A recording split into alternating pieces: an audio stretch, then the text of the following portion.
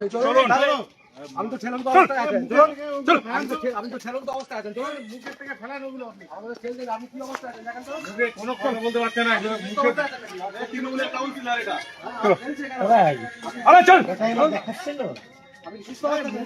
আপনি কি করছিলেন নিয়ে মেয়েদের নিয়ে? আমি কেন মেয়েদের নিয়ে থাকবো? তাহলে ওখানে কি করছিলেন? আমি মেয়েদের সঙ্গে ছিলাম। ঘর থেকে মদের বোতল উদ্ধার হলো। হ্যালো ভাই,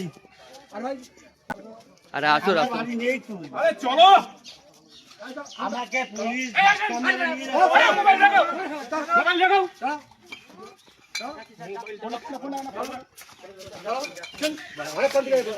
স্যার আমি যাচ্ছি, আমি যাচ্ছি, জানেন আমি যাচ্ছি, আমি যাচ্ছি।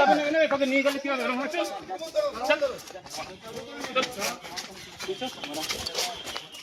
ভালো হবে কি ভালো কাজ করছিল এখানে ভাই আমি জানতাম তুমি কিছু জানো না। নমস্কার দর্শক, আপনারা ভিডিও দেখলেন যে একজন তৃণমূল নেতাকে পুলিশ ঘাড় ধরে নিয়ে যাচ্ছে, দেখলেন আপনারা।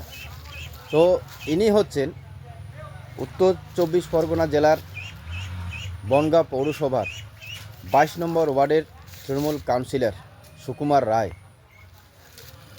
এনার বিরুদ্ধে অভিযোগ যে ইনি মধুচক্র বসাচ্ছিলেন, মধুচক্র বসিয়েছিলেন। সেখানে মদের বোতল সহ আপনারা দেখলেন যে মদের বোতল সহ এবং দুইজন মেয়েছেলে নিয়ে সেখানে ফুর্তি করছিলেন। তো তৃণমূল কাউন্সিলর, তৃণমূল নেতা, এটা তো আগের থেকেই এরা করে আসছে এবং এলাকাবাসীরও দাবি দীর্ঘদিন থেকেই সেখানে মধুচক্র, এবং যার জন্যে গতকাল যখন খবর পান এলাকাবাসী দেখতে পান যে আবার দুইজন মেয়েছেলে এনেছে, আবার মদ দারু সব ফুর্তি হচ্ছে ওখানে, হয়তো তারাই খবর দিয়েছেন এবং তারাও চাচ্ছেন যাতে এখানে আর এই ধরনের ঘটনা না ঘটে। তো এখন মানুষ কিন্তু সাহস পাচ্ছেন। কেন?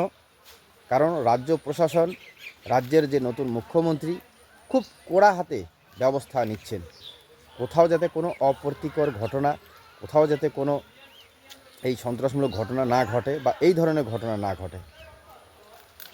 তো এটাই বলবো, এবং আমি এই ভিডিওটিও দিলাম আপনাদের দেখানোর জন্য যে আগে আমরা তৃণমূল জামানায় কি হয়েছে, এই তৃণমূল নেতা বলুন, তৃণমূল কাউন্সিলর বলুন, প্রধান বলুন, পঞ্চায়েত বলুন, এরা একাধিকভাবে এরকম ধরনের ঘটনা ঘটিয়েছে, কিন্তু সাধারণ মানুষ প্রতিবাদ জানানোর সাহস পায়নি।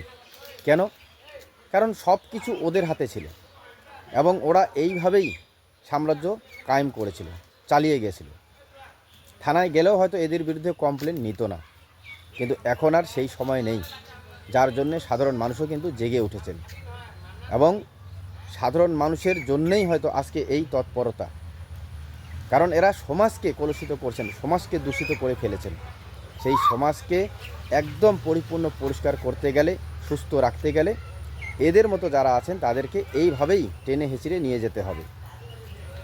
এবং আমি আপনাদের দেখালাম এই কারণেই, আপনারাও যারা এই প্রতিবেদন দেখছেন, যদি আপনাদের এলাকাও এই ধরনের ঘটনা আগের থেকে যারা ঘটিয়েছিল, যদি এখনও তারা এইভাবেই চলছে, তো আপনারাও কিন্তু পুলিশে খবর দিন, প্রশাসনকে খবর দিন, দেখবেন খুব দ্রুত পদক্ষেপ হচ্ছে। তো যাই হোক বন্ধুরা, সজাগ থাকবেন। ধন্যবাদ।